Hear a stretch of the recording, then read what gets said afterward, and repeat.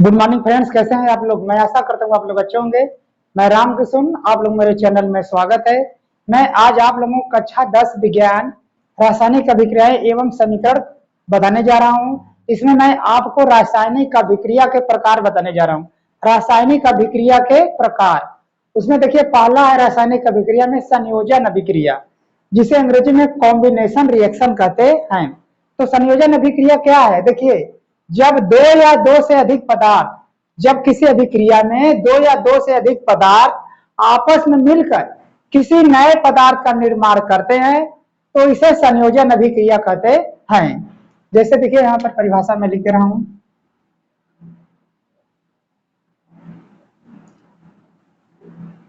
जब दो या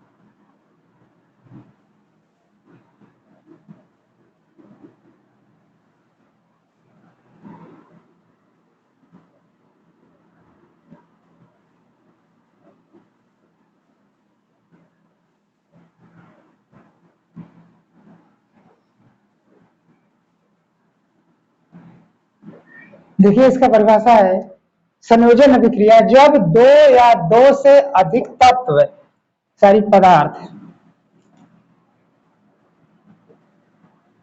देखिए जब दो या दो से अधिक पदार्थ आपस में क्रिया मिल करके नए पदार्थ का निर्माण करते हैं तो उसे संयोजन अभिक्रिया कहते हैं।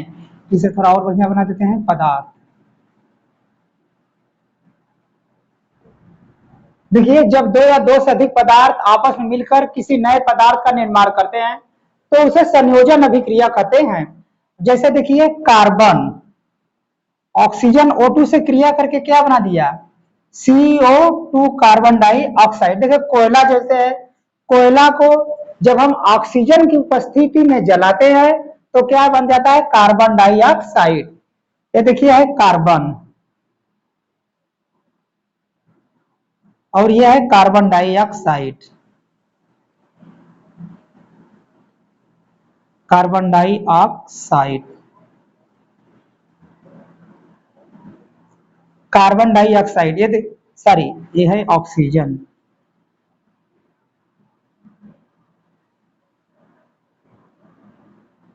ऑक्सीजन और ये देखिए क्या बना दिया, carbon dioxide.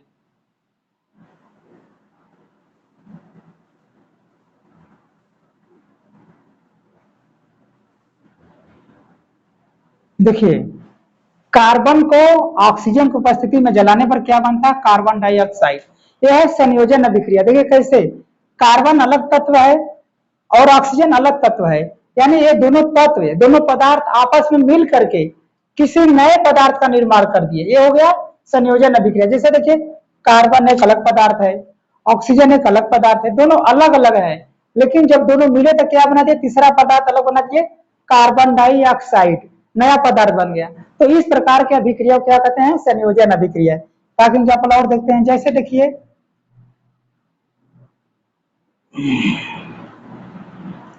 Calcium oxide plus H2O जल के साथ क्रिया करके क्या बना दिया, देखिए कैल्शियम हाइड्रोक्साइड प्लस उष्मा। देखिए एक कैल्शियम ऑक्साइड, देखिए एक अलग तत्व, ये कैल्शियम ऑक्साइड कहते हैं बिना बुझा हुआ चूना, और यह है जल पानी में। जब देखिए बिना बुझा हुआ चूना कैल्शियम ऑक्साइड को हम जब जल में डालते हैं तो ये क्या बन जाता है, कैल्शियम हाइड्रोक्साइड, जिसका हम अपने दीवारों पर पुताई करने के लिए करते हैं, सफेदी करने के लिए इसका उपयोग करते हैं, कैल्शियम हाइड्रोक्साइड। और साथ ही साथ उष्मा निकलता है। जैसे हम लोग दीपावली के आसपास, दीपावली पर जब ये कैल्शियम ऑक्साइड को पानी में जब डालते हैं तो यह पानी के साथ रिएक्शन करके क्या बन जाता है, कैल्शियम हाइड्रोक्साइड, जिसका उपयोग हम दीवारों पर पुताई करने के लिए करते हैं। और साथ ही साथ उष्मा निकलता है। अगर जिसमें कैल्शियम ऑक्साइड को हम जिस पानी में डालेंगे उसमें वह पानी गर्म हो जाता है। तो यह देखिए यहाँ पर देखिए कैल्शियम ऑक्साइड एक अलग तत्व है और जल दूसरा तत्व अलग तत्व है।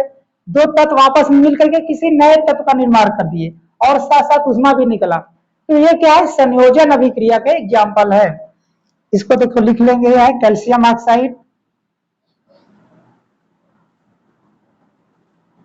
कैल्शियम ऑक्साइड,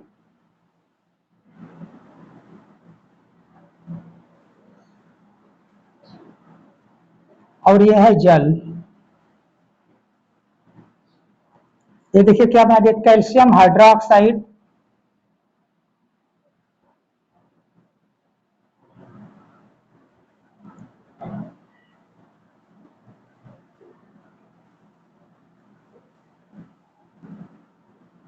प्लस उष्मा। ये देखिए दोनों संयोजन अभिक्रिया के एग्जाम्पल है। मैं आशा करता हूँ आपको समझ में आ रहा होगा। आप लोग स्क्रीन शॉट मान लीजिए, मैं अगला बताने जा रहा हूँ।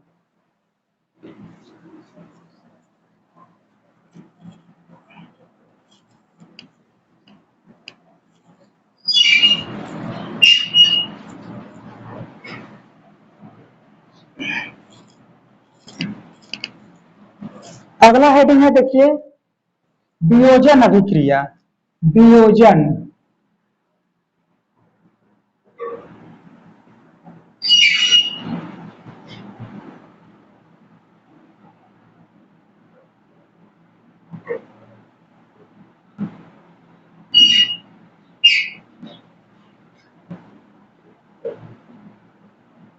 इसे अंग्रेजी में कहते हैं डीकम्पोजिशन रिएक्शन।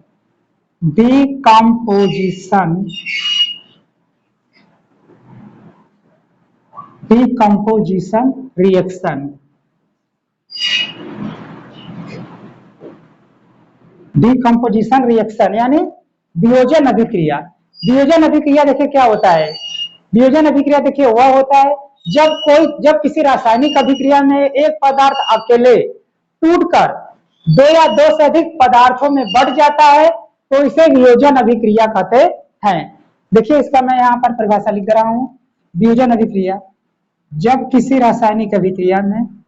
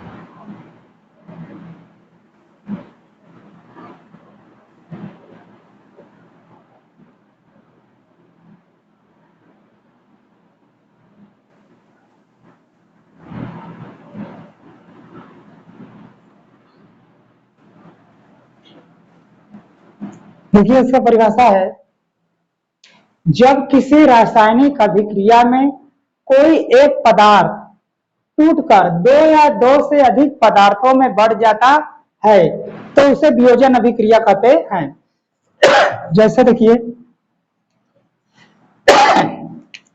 कैल्शियम कार्बोनेट,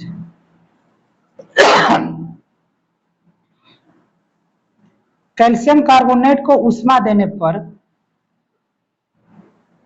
ये देखिए बदल जाता है कैल्शियम ऑक्साइड प्लस बन जाता है कार्बन डाइऑक्साइड। देखिए कैल्शियम कार्बोनेट एक तत्व है, जब इसको उष्मा देते हैं, गर्मी करते हैं, जब इसे गर्म करते हैं तो ये calcium oxide plus carbon dioxide में बदल जाता है। तो देखिए एक तत्व को गर्म करने पर ये दो तत्व बदल गया, कैल्शियम ऑक्साइड और कार्बन डाइऑक्साइड। तो इस प्रकार की अभिक्रिया क्या कहते हैं, वियोजन अभिक्रिया।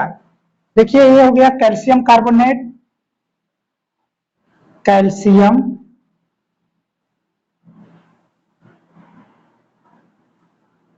Carbonate,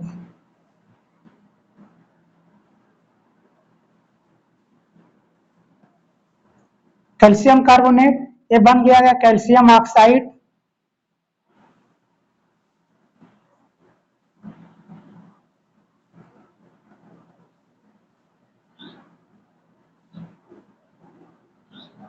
calcium oxide plus carbon dioxide.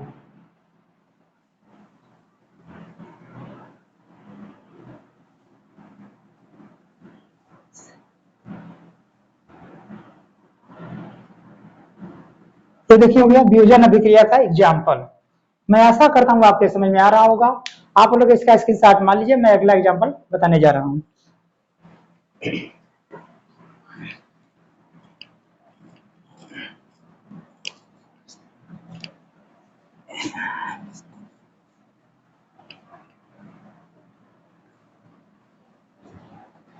देखिए अगला हेडिंग है विस्थापन अभिक्रिया। विस्थापन,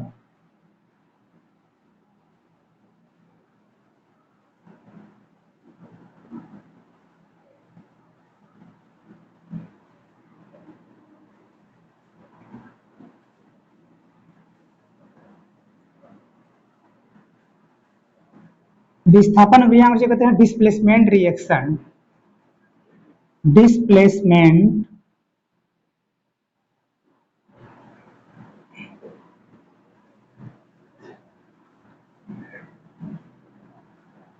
देखिए विस्थापन अभिक्रिया, डिस्प्लेसमेंट रिएक्शन। विस्थापन अभिक्रिया क्या होता है, देखिए जब किसी रासायनिक अभिक्रिया में अधिक अधिक क्रियाशील तत्व अपने से कम क्रियाशील तत्व को यौगिक से विस्थापित कर देता है और उसकी जगह स्वयं ले लेता है, तो इसे कहते हैं विस्थापन अभिक्रिया। देखिए मैं यहां पर इसका एग्जांपल लिख दे रहा हूं। जब किसी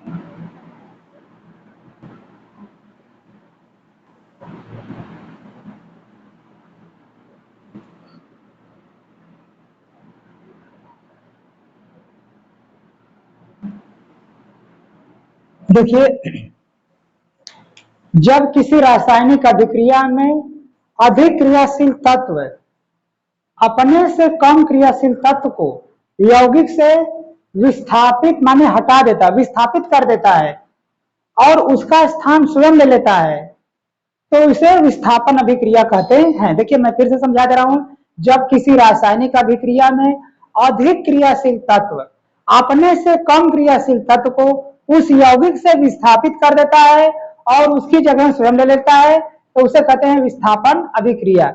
जैसे देखते हैं रासायनिक समीकरण के द्वारा, जैसे देखिए आयरन, ये लोहा है, और देखिए कॉपर सल्फेट, देखिए आयरन लोहा जो है अधिक क्रियाशील तत्व है और कॉपर सल्फेट में जो कॉपर है कम क्रियाशील तत्व है, तो क्या करेगा ये आयरन लोहा इस कॉपर सल्फेट के विलयन से कॉपर को हटा देगा और इसकी जगह स्वयं ले लेगा। देखिए जैसे ये हो जाएगा आयरन सल्फेट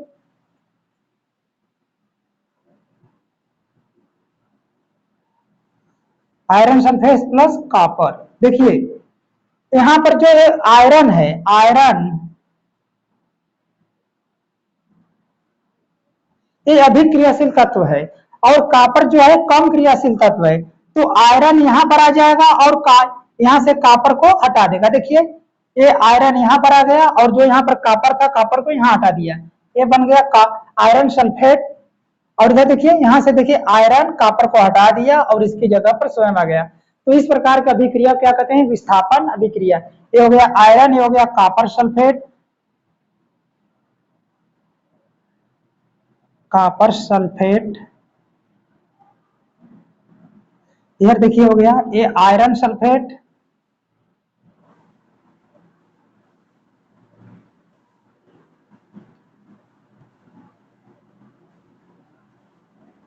प्लस देखिए क्या हो गया कॉपर। देखिए मैं आशा करता हूँ आपको समझ में आ रहा होगा। एक एग्जांपल और देखते हैं, जैसे देखिए जिंक,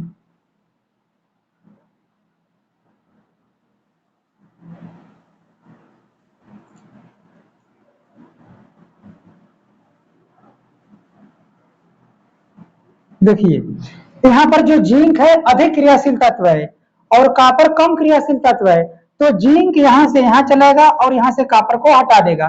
तो देखिए जिंक यहाँ पर आ गया तो हो गया जिंक सल्फेट और कॉपर को यहाँ हटा दिया अलग। यह है संयोजन सॉरी विस्थापन अभिक्रिया के रासायनिक समीकरण। देखिए है जिंक और यह है कॉपर सल्फेट,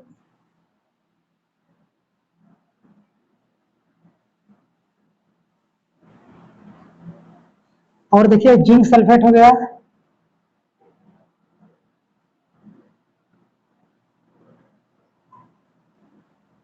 प्लस कॉपर।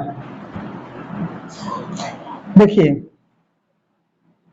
मैं एक बार फिर से समझा दे रहा हूं, जब किसी रासायनिक अभिक्रिया में अधिक क्रियाशील तत्व अपने से कम क्रियाशील तत्व को उस यौगिक से विस्थापित कर देता है और उसका जगह स्वयं ले लेता है, तो इस प्रकार की अभिक्रिया क्या कहते हैं, विस्थापन अभिक्रिया कहते हैं। जैसे देखिए आयरन और कॉपर सल्फेट का जब रिएक्शन हुआ तो आयरन अधिक क्रियाशील तत्व है और कॉपर कम क्रियाशील तत्व है, तो आयरन ने कॉपर को हटा दिया और इस कॉपर की जगह स्वयं ले लिया।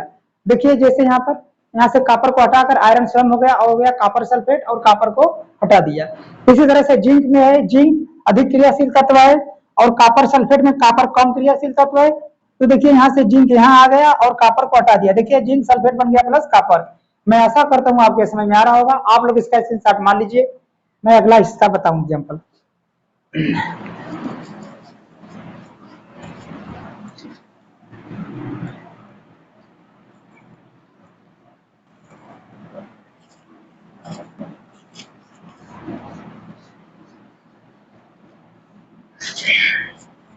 देखिए अगला एग्जाम्पल है द्विविस्थापन अभिक्रिया। द्विविस्थापन अभिक्रिया।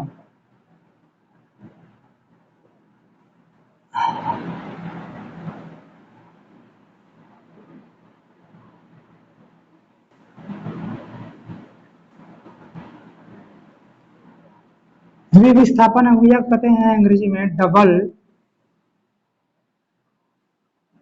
Displacement reaction.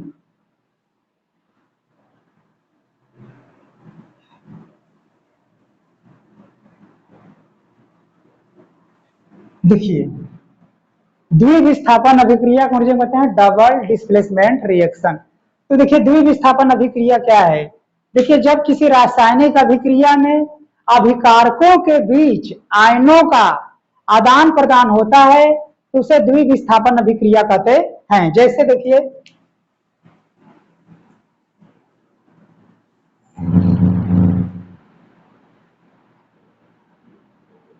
जब किसी रासायनिक अभिक्रिया में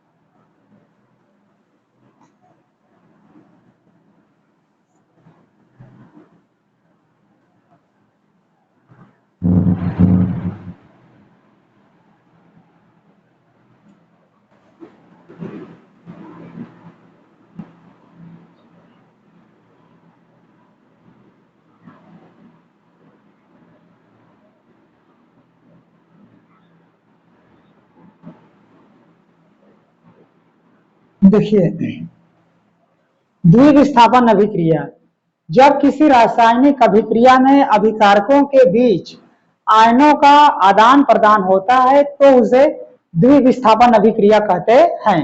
जैसे देखिए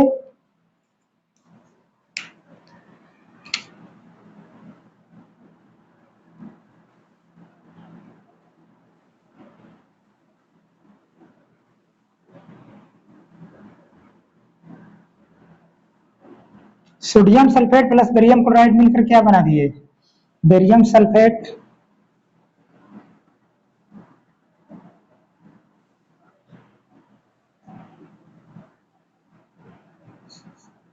देखिए यह है सोडियम सल्फेट, सोडियम सल्फेट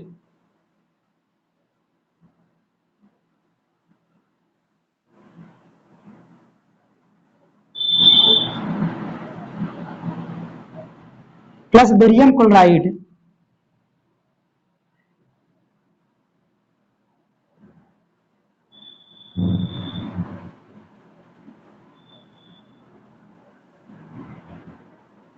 देखिए सोडियम सल्फेट बेरियम क्लोराइड से जब क्रिया किया तो क्या बना दिया, barium sulphate plus sodium chloride, barium sulphate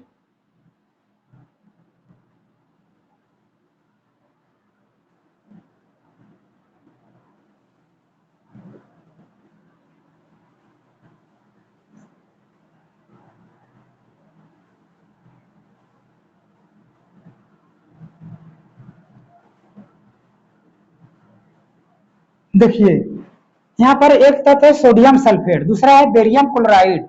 तो देखिए यहाँ से इसका परिभाषा क्या है, जब किसी रासायनिक अभिक्रिया में अभिकारकों के बीच आयनों का आदान प्रदान होता है तो उसे द्विविस्थापन अभिक्रिया कहते हैं। अब देखिए जैसे ये अभिकारक है, यहाँ पर देखिए बेरियम, बेरियम और सल्फेट के साथ रिएक्शन हो गया, ये बेरियम सल्फेट के साथ आ गया। देखिए ये बी सल्फेट के पहले आकर क्या बना दिया, बेरियम सल्फेट, और जो सोडियम था ये क्लोरीन के साथ मिलकर क्या बना दिया, सोडियम क्लोराइड। तो देखिए इस प्रकार के अभिक्रिया को क्या कहते हैं, विस्थापन अभिक्रिया। जब अभिकारकों के बीच आयनों का आदान प्रदान होता है तो उसे कहते हैं द्विविस्थापन अभिक्रिया। जैसे देखिए बेरियम आ गया, इसके पास हो गया बेरियम सल्फेट, सोडियम चल गया इसके पास हो गया, क्लोरीन के पास हो गया सोडियम क्लोराइड। मैं आशा करता हूं आपको समझ में आ रहा होगा। आप लोग इसका स्क्रीनशॉट मान लीजिए, मैं अगला इसका एग्जाम्पल बताऊंगा।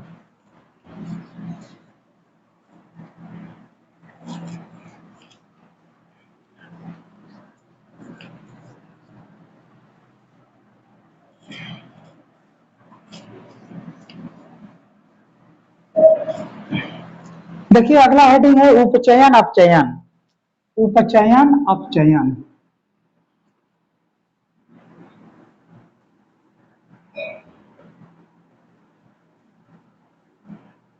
उपचयन, उपचयन देखिए क्या होता है। उपचयन किसे कहते हैं? जब किसी रासायनिक अभिक्रिया में अभिकारक में जब किसी रासायनिक अभिक्रिया में किसी अभिकारक में ऑक्सीजन की वृद्धि होती है तो उसे कहते हैं उपचयन। देखिए मैं यहां से परिभाषा लिख रहा हूं उपचयन।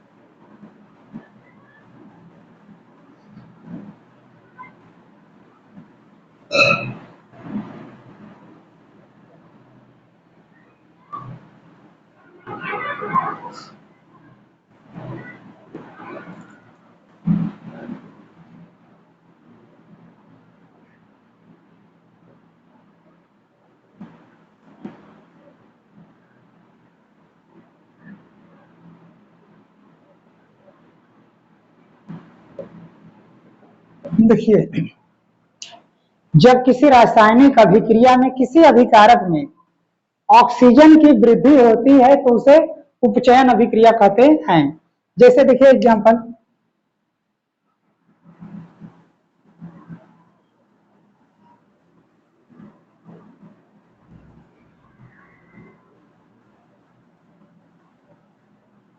देखिए परिभाषा है जब किसी रासायनिक अभिक्रिया में किसी अभिकारक में ऑक्सीजन की वृद्धि होती है तो उसे उपचयन अभिक्रिया कहते हैं। जैसे देखिए यहाँ पर कॉपर ऑक्साइड प्लस हाइड्रोजन दोनों आपस में क्रिया की तो क्या बना दिए, कॉपर प्लस जल बना दिए।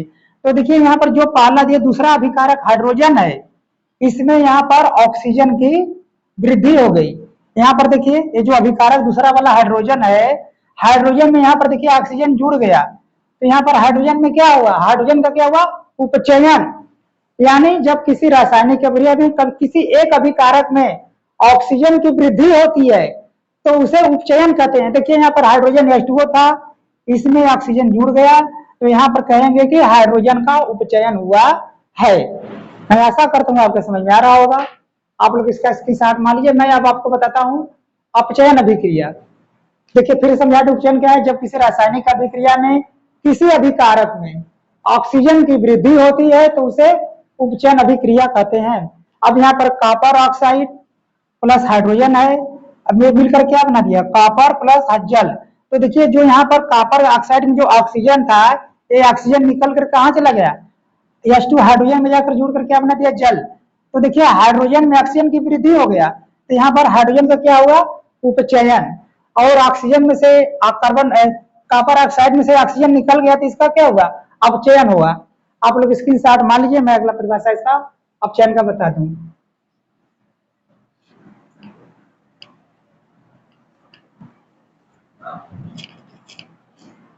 देखिए अगला हेडिंग है अपचयन।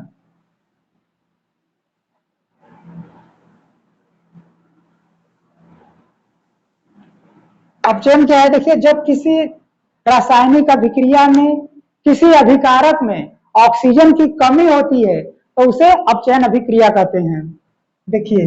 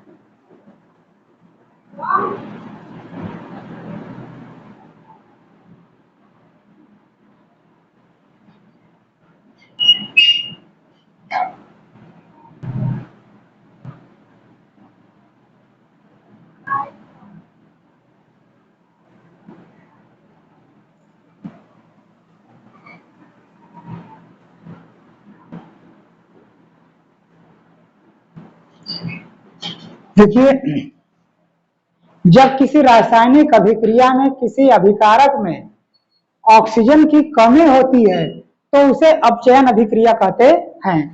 जैसे देखिए यही इस एग्जाम्पल में कॉपर ऑक्साइड प्लस हाइड्रोजन के साथ क्रिया किया तो क्या बन गया? कॉपर बना प्लस H2O। देखिए परिभाषा क्या है? जब किसी रासायनिक अभिक्रिया में किसी अभिकारक में ऑक्सीजन की कमी होती है तो उसे अपचयन अभिक्रिया कहते हैं। जैसे देखिए अब यहाँ पर ये जो कॉपर ऑक्साइड है, कॉपर ऑक्साइड में देखिए ये जो कॉपर ऑक्साइड जो इस रासायनिक अभिक्रिया जो पहला अभिकारक है कॉपर ऑक्साइड, इसमें देखिए यहाँ पर ऑक्सीजन की कमी हो गया, यानी यहाँ से ऑक्सीजन निकल गया है, ऑक्सीजन निकलकर हाइड्रोजन में जाकर जुड़ गया, यानी कॉपर ऑक्साइड में जो ऑक्सीजन था यह निकल गया है, यहाँ पर खाली कॉपर बचा है। इसलिए यहाँ पर इसमें देखिए कॉपर में ऑक्सीजन की कमी हो रहा है। तो जिस रासायनिक अभिक्रिया में किसी एक अभिकारक में ऑक्सीजन की कमी होती है तो उसे अपचयन अभिक्रिया कहते हैं। देखिए यहाँ पर कॉपर ऑक्साइड में जो कॉपर ऑक्साइड और हाइड्रोजन अभिक्रिया किए तो क्या बन गए? कॉपर ऑक्साइड, यानी यहाँ से देखिए ऑक्सीजन निकल गया, ऑक्सीजन की यहाँ पर कमी है, तो इस प्रकार की अभिक्रिया क्या कहते हैं? अपचयन अभिक्रिया कहते हैं। देखिए यहाँ पर जो कॉपर ऑक्साइड था, कॉपर ऑक्साइड से ऑक्सीजन निकल गया, यहाँ पर ऑक्सीजन नहीं बचा, ऑक्सीजन निकल गया है, ऑक्सीजन की कमी हुआ है, तो इस प्रकार की अभिक्रिया को अपचयन अभिक्रिया कहते हैं। मैं ऐसा करता हूँ आपके समझ में आ रहा होगा। आप लोग स्क्रीनशॉट मान लीजिए, मैं अगला एग्जाम्पल बताऊं। अगला हेडिंग देखिए है रेडॉक्स अभिक्रिया।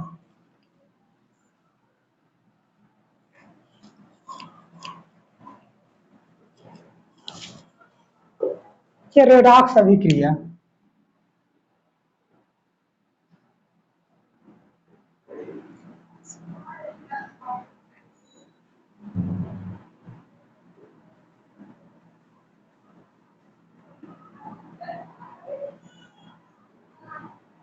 देखिए रेडॉक्स अभिक्रिया क्या है?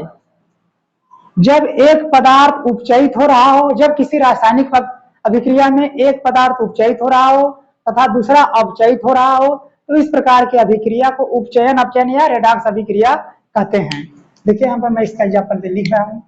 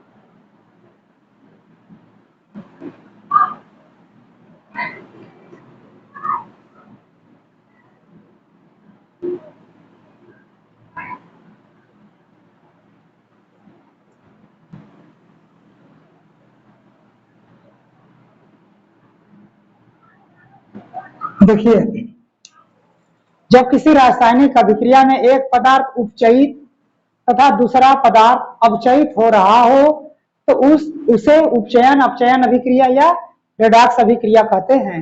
जैसे उसी एग्जांपल देखिए, जैसे यहाँ पर था कॉपर ऑक्साइड प्लस H2, ये देखिए क्या बनाया, कॉपर प्लस बना दिया H2O जल। देखिए यहाँ पर इस पदार्थ में देखिए यहाँ पर यह हाइड्रोजन क्या हो रहा है, उपचयित हो रहा है, उपचयित हो रहा है। यहाँ पर हाइड्रोजन का उपचयन हो रहा है, उपचयित हो रहा है। और यहाँ पर देखिए कॉपर ऑक्साइड में ऑक्सीजन का अपचयन हो रहा है। इसमें देखिए हाइड्रोजन का उपचयन हुआ है, यानी इसमें हाइड्रोजन में ऑक्सीजन जुड़ गया है। यहाँ पर हाइड्रोजन में ऑक्सीजन जुड़ा है। इसका देखिए परिभाषा है, जब किसी रासायनिक अभिक्रिया में एक पदार्थ देखिए उपचयित हो रहा है, यहाँ पर हाइड्रोजन में ऑक्सीजन जुड़ गया तो क्या हो गया, उपचयन हुआ। और जब किसी दूसरे पदार्थ में ऑक्सीजन का अपचयन हो रहा है, यानी यहाँ पर देखिए कॉपर ऑक्साइड में ऑक्सीजन का अपचयन हुआ है, यानी ऑक्सीजन की कमी हुआ है, तो इस प्रकार की अभिक्रिया को रेडॉक्स अभिक्रिया कहते हैं। इसका देखिए एग्जाम्पल है, मैं आशा करता हूँ आपके समझ में आ रहा होगा। आप लोग इसका स्क्रीनशॉट मान लीजिए, मैं अगला एग्जाम्पल बताने जा रहा हूँ। आप लोग स्क्रीनशॉट मान लीजिए।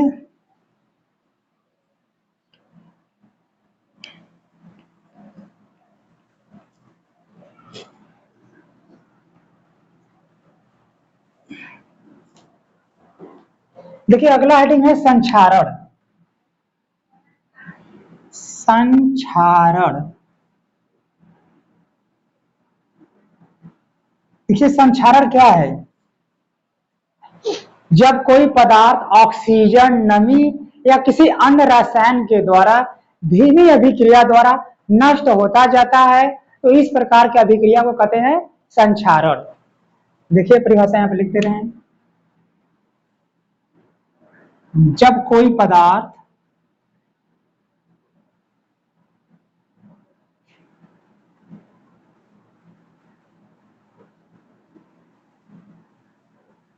ऑक्सीजन,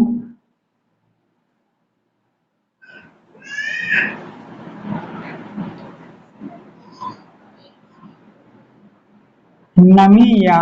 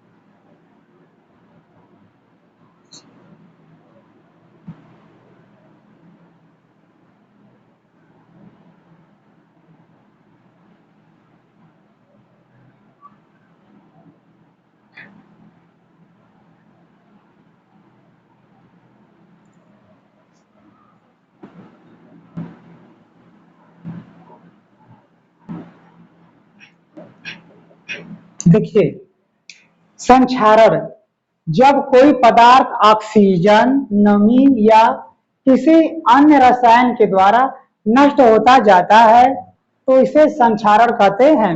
जैसे देखिए अगर हम लोहा को, किसी लोहे के पदार्थ को अगर खुले में से रख देते हैं तो वह देखिए हवा से, नमी से या किसी अन्य रसायन के द्वारा धीरे धीरे उसमें जंग लगना शुरू हो जाता है और धीरे धीरे वह लोहा गलना शुरू हो जाता है, नष्ट होना शुरू हो जाता है। तो इस प्रकार की प्रक्रिया को क्या कहते हैं, संक्षारण। मैं आशा करता हूँ आपके समझ में आ रहा होगा। आप लोग स्क्रीनशॉट मान लीजिए, मैं अगला एग्जांपल बताऊं। अगला हेडिंग,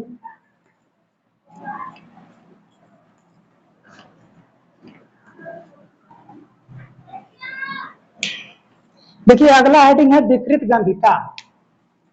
विकृत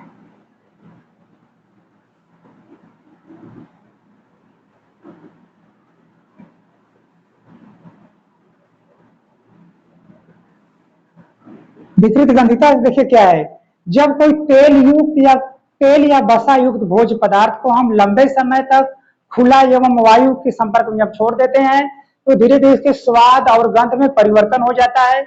इस प्रक्रिया को विकृत गंधिता कहते हैं। देखिए इसका परिभाषा।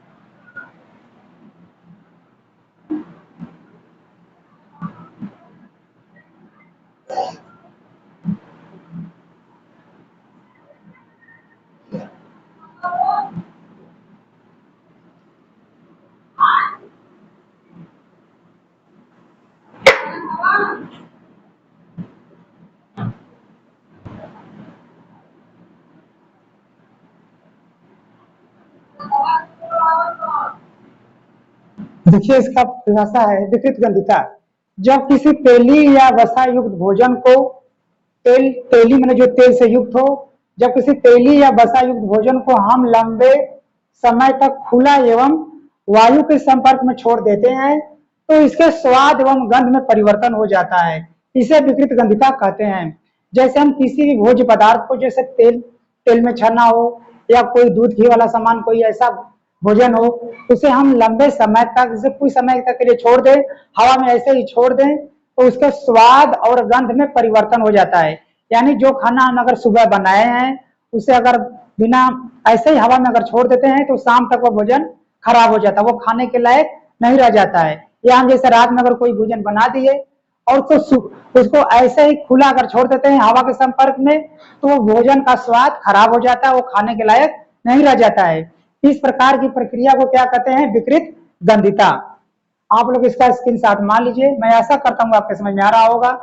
और यदि आपको मेरा वीडियो अच्छा लगे तो आप इसे लाइक कीजिए, शेयर कीजिए, सब्सक्राइब कीजिए। धन्यवाद।